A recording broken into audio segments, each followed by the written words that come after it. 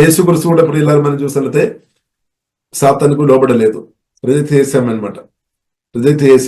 కాబట్టి ప్రియులారా యేసుక్రీస్తు ప్రియులారా మనం చూసినట్లయితే తండ్రికి లోబడామన్నమాట. తన తండ్రి పరలోక తండ్రికి లోబడిన కాబట్టి బైబిల్ గ్రంథం మనకు ఫిలిప్పీయులకు రాసిన పత్రికలో మనకు నేర్పిస్తుంది ట్రూ హ్యూమిలిటీ. యేసుక్రీస్తుల ప్రియులారా ట్రూ హ్యూమిలిటీ మనం చూడవచ్చు అనమాట. మనం తండ్రి స్వరం వినాము, పట్టించుకోలేని వారు కాదు. తండ్రి స్వరం వినడం ఒక పార్టు, అది లోబడడం అప్పుడు పూర్తి అవుతాయి అనమాట. వినడం సగం అనమాట, వినడం ఒక భాగం, అది దానికి లోబడుతున్నప్పుడు అది ఫుల్ఫిల్ అవుతాయి అనమాట. కాబట్టి యేసుక్రీస్తు ప్రియులారా తండ్రి చిత్తం గ్రహించుకొని తండ్రికి మరణం దాకా లోబడామన్నమాట.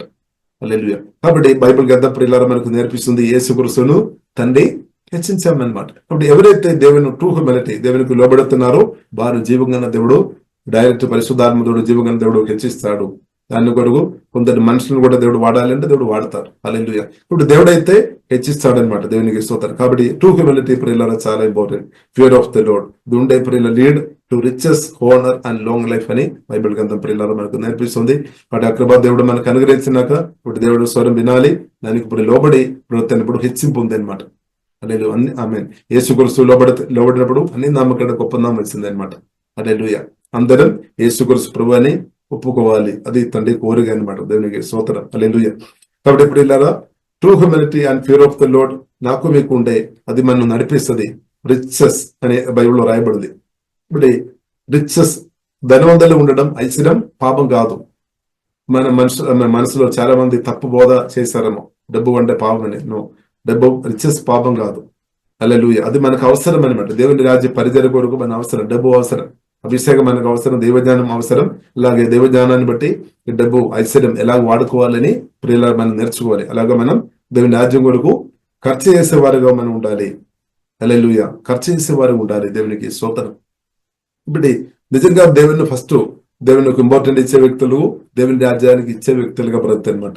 హల్లెలూయా. ఎలాగుంది మన జీవితం? దేవుని రాజ్యానికి ఇచ్చే విషయంలో మనం తగ్గిపోయిందా? గత సంవత్సరం కంటే ఇప్పుడు ఇంగ్రెస్ అయిందా, లేదంటే తగ్గిపోయిందా అంటే దానికి అర్థం దేవుని పట్టించుకోవడం లేదనమాట. దేవుని పట్టించుకోవడం లేదు, వేరే ఎవరినో పట్టిస్తుంది. ఇప్పుడు ప్రియులారా దేవునికి లోబడే వ్యక్తులుగా ఉండే ట్రూ హ్యూమిలిటీ ఉండే ఏమవుతుంది? దేవుని రాజ్యానికి ఇచ్చేవారుగా బ్రతుకుతారు అనమాట. ట్రూ హ్యూమిలిటీ దేవుని రాజ్యానికి ఇచ్చేవారికి చెప్పాల్సిన అవసరం లేదు. వారే ప్రేమతో నింపబడి ఇస్తారనమాట. బలవంతం చేయ అవసరం లేదు. హల్లెలూయా. కొందరు ఉన్నారు, కొందరు ప్రెస్ చేస్తారేమో, అది ట్రూ హ్యూమిలిటీ కాదనమాట, అది ఫోల్స్ హ్యూమిలిటీ అవుతుంది అనమాట. కాబట్టి బైబిల్లో స్పష్టంగా రాయబడింది. 2 కొరింథీయులు 9:6 రాయబడింది, 7 రాయబడింది. నువ్వు ఇచ్చినప్పుడు ఉత్సాహంతో దేవుని ప్రేమించుకొని దేవుని స్వరం విని ఇవ్వాలి. కాబట్టి వారు వీరు చెప్పినా కాబట్టి కాదు, వారు వీరు చెప్పి వారు 10 సార్లు చెప్పి అలాగే చూస్తున్నామంటే బలవంతం అయిపోతాయి. అలాగే చేయవద్దని బైబిల్లో రాయబడింది. ఇప్పుడు సనవుకొని గుణుకొని కాదు, దేవుని ప్రేమించుకొని దేవుని లోబడి ఇవ్వడం వాళ్ళైనా బ్లెస్సింగ్ దేవుని అనుభవిస్తుంది అనమాట. కాబట్టి అలాగే లేదు అంటే అందుకొని కావచ్చు కొందరు దేవుళ్ళు ఆగిపోతున్న స్థాయిలో ఉంది. ఎందుకంటే దేవుడు ప్రియులారా హృదయం చూస్తున్న దేవుడు అనమాట, బయట కాదు. దేవుడు హృదయం చూస్తున్న దేవుడు, డైరెక్ట్ దేవుడు హృదయం చూస్తున్న దేవుడు. కాబట్టి మనం చూస్తున్నాము శమూయేలు దేవుడు దావీదును అభిషేకించడానికి పంపించామన్నమాట. దావీదును అభిషేకించడానికి పంపించినప్పుడు ఇశ్శాయి ఒక్కొక్క కుమారులు ముందుకు వచ్చామన్నమాట. కాబట్టి ఫస్ట్ వ్యక్తిని చూసినప్పుడు సమూయేలు అనుకున్నాము, ఈ వ్యక్తిని అనుకున్నాం, ఎందుకంటే ఎత్తు లావు అంత ఎక్కువనే. కానీ దేవుడు చెప్పారు ఈయన కాదు, ఇంకొకరు అని చెప్పిన.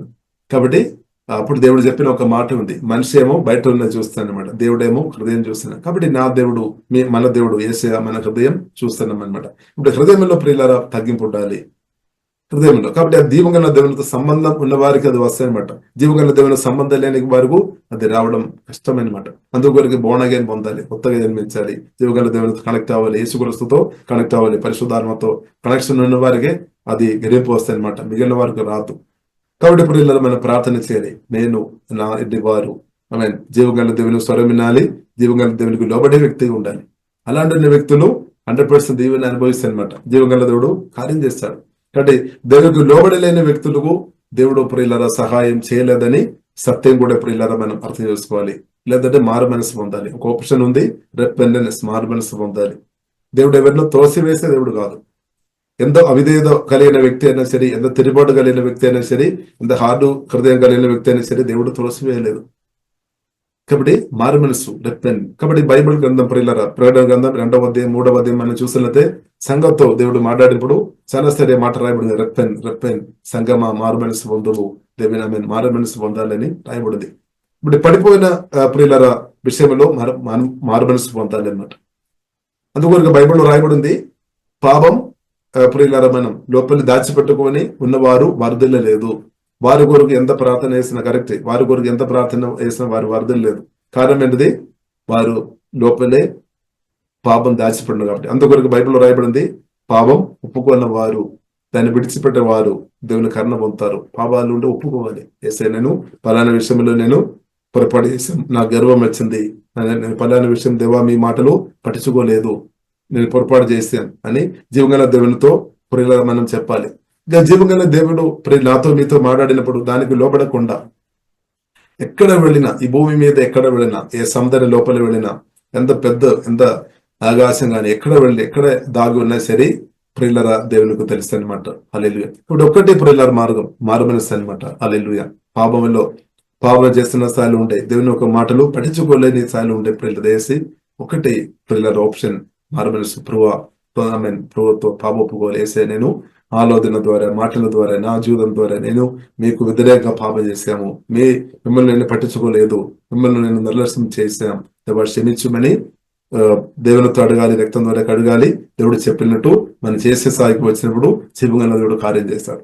అప్పుడు దాకా చాలా విషయాలు పెండింగ్ లో దేవుడు పెడతారనమాట, పెండింగ్ లో పెడతారు. ఎందుకంటే దేవుడు కోరుతుంది, మారు మనసు దేవుడు కోరుతుంది, మన హృదయం దేవుడు చూస్తున్న దేవుడు అనమాట. దేవునికి స్తోత్రం. హల్లెలూయా. ఎందుకంటే మనం దేవుడు ప్రేమిస్తున్నాము కాబట్టి మారు మనసు దేవుడు ఒక అవకాశం దేవుడు ఇచ్చామన్నమాట, ఒక ఛాన్స్ దేవుడు ఇస్తున్నాం. అంటే మారు మనసుకు దేవుడు చాలా సారి అవకాశం ఇస్తాడు. ఆ టైంలో మనం మారు మనసు పొందలేదు అంటే దానికి తగిన ఫలం కూడా పొందే స్థాయి వస్తాయని కూడా బైబిల్ గ్రంథం మనకు చాలా స్పష్టంగా మనకు నేర్పిస్తుంది. కాబట్టి రిపెంట్ చేయడానికి కూడా దేవుడు ఒక టైం ఇస్తాయి అనమాట. టైం లోపలే మనం చేయాలి, లేదంటే ప్రియులారా స్తోత్రం, దేవుడు ఏం చేస్తాడంటే అది చూసుకొని అర్థం చేసుకోవాలి అనమాట, అంతే. కాబట్టి ప్రియులారా దేవుడు మనకు అవకాశం ఇస్తాడు, ఆపర్చునిటీ ఇస్తాడు. మారు మనసు పొందుము ఇప్పుడు ఆ మారు మనసు పొందుము. అప్పుడు ఎంత త్వరగా మారు మనసు పొందడం అంత మంచిది. కొందరు ఈ విషయంలో చాలా కఠినంగా వివరించుంటే ప్రియులారా దేవునికి స్తోత్రం, దేవుని యొక్క చేయి కూడా వారికి చాలా భారంగా వస్తాయి అనమాట, చాలా ఇదనమాట. కాబట్టి ప్రియులారా మనం అర్థం చేసుకోవాలి, మన దేవుడు ప్రేమ అయినప్పుడు కూడా ప్రియులారా మారు మనసులోనికి, విధేయలోనికి నడిపించే దేవుడు అనమాట. తిరుగుబాటు నుండి విడిపించే దేవుడు అనమాట. విధేయలోనికి నడిపించే దేవుడు అనమాట. ఎందుకంటే దేవునికి మన విధేయత ఉంటేనే మనకు మేలని దేవునికి తెలుసు. తిరుగుబాటు స్వభావం ప్రియులారా, అవిధేయత ఎక్కడి నుండి వచ్చింది? పడిపోయిన ఆదాం నుండి వచ్చింది అనమాట. సాతాను పడిపోయిన అంటే మొదటి ఆదాం ద్వారా వచ్చింది అనమాట. కాబట్టి తిరుగుబాటు స్వభావం, రిబెలియన్ క్యారెక్టర్ ఉండే, బాధపడకండి, ప్రార్థన చేయండి, దేవుడు తప్పకుండా విడిపిస్తాం. కాబట్టి ఇప్పుడు ఇలా మనం విధేయత కలిగిన వారు ఉండాలి. True humanity and fear of the lord lead to riches. కాబట్టి ఇప్పుడు ఇలా మనం చూస్తే కొందరు ఇప్పుడు ఇలా మనం చూస్తే చాలా డబ్బు కలిగిన వారు ఉండవచ్చు, అయినా కానీ అది అనుభవించలేని పరిస్థితి ఎంత ఘోరం. చాలా మందికి ఆస్తిపాస్తులు ఉండవచ్చు, కానీ అది అనుభవించలేని పరిస్థితి ఉండే ఎంత ఘోరం. కానీ ట్రూ హ్యూమానిటీ, జీవగల దేవునితో మన సమయం గడుపుతున్నప్పుడు, దేవునికి లోబడుతున్నప్పుడు రిచెస్ దేవుడు ఇవ్వడం మాత్రం కాదు, ఆస్తిపాస్తులు దేవుడు ఇస్తాడు, లేదని కాదు, ఇస్తాడు.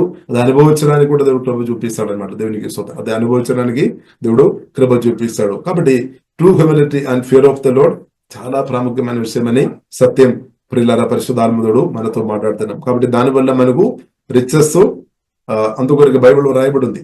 1 తిమోతి 6వ అధ్యాయం 17వ అధ్యాయంలో రాయబడింది, ఇక మందు ధనవంతులారా గర్విష్ఠులుగా ఉండవద్దు. గర్వం, డబ్బు ప్రియులారా మన చేతులు ఇచ్చిన డబ్బు మనకు గర్వంగా ఉండే, గర్వం వలన ప్రియులారా మనం చూస్తుంటే బైబిల్ గ్రంథం మనకు ఫస్ట్ సిన్ అదని బైబిల్ మనకు నేర్పిస్తుంది. గర్వం వలన మంచి దూదగా ఉన్న వ్యక్తి లూసిఫర్ గర్వం, దేవుని కన్నా గొప్ప స్థాయికు వెళ్ళాలని ఆ ఆశయాన్ని బట్టి పడిపోయిన గర్వాన్ని బట్టి అనమాట. ఇప్పుడు డబ్బు ప్రియులారా పాపానికి కారణంగా ఉండవద్దు అనమాట. డబ్బు వలన గర్వం రావద్దు. అందుకు ధనవంతులారా గర్విష్ఠులు కాకుండా బైబిల్లో రాయబడింది. ఎందుకంటే డబ్బు స్థిరంగా లేదు, జీవగల దేవుడు స్థిరంగా ఉన్నామన్నమాట. కాబట్టి మనిషికి అది అర్థమైంది అనమాట. డబ్బు స్థిరంగా లేదు, ఆస్తిపాస్తులకు స్థిరంగా లేదు, ఇప్పుడున్న భూమి కూడా స్థిరంగా లేదు అని బైబిల్ ప్రియులారా మనకు నేర్పిస్తుంది. అంటే దాని మీద మనం హత్తుకొని ఉండే మనకు చాలా నష్టం జరుగుతాయి. కాబట్టి మనం ఫస్ట్ ఎవరిని హత్తుకోవాలి? యేసును హత్తుకోవాలి, యేసు కురుసుని పట్టుకోవాలి అనమాట. యేసు కురుసును ఆమెను సంతోషపెట్టాలి, జీవగల దేవుని సంతోషపెట్టాలి. అంటే బైబిల్లో రాయబడింది, నేను జీవగల దేవుని కంటే మనుషులను సంతోషపెట్టే వ్యక్తిగా ఉంటే నేను దేవజనుడు, లేదంటే దేవజనుడుగా మనం ఉండలేదన్నమాట. దేవుని యొక్క బిడ్డగా మనం ఉండలే. కాబట్టి ఇప్పుడు ఇలా మనం నిజంగా దేవుని ప్రేమించే వ్యక్తులు దేవునికి లోబడాలి అనమాట. ఫస్ట్ అబౌట్ దేవుడు అనమాట, తర్వాత మిగిలిన అందరూ కూడా తర్వాత విషయం. హల్లెలూయా. ఇప్పుడు ఈ విషయం ఇప్పుడు మనం సెటిల్ చేసుకోవాలి అనమాట. ఫస్ట్ మనం దేవునితో ఉన్న కనెక్షన్ సెటిల్ చేసుకోవాలి. మిగిలిన విషయాలప్పుడు దేవుడు ప్రియులారా, అదే ఓరుగా దేవుడు చేసే దేవుడు అనే సత్యం ప్రియులారా మనం అర్థం చేసుకోవాలి. దేవునికి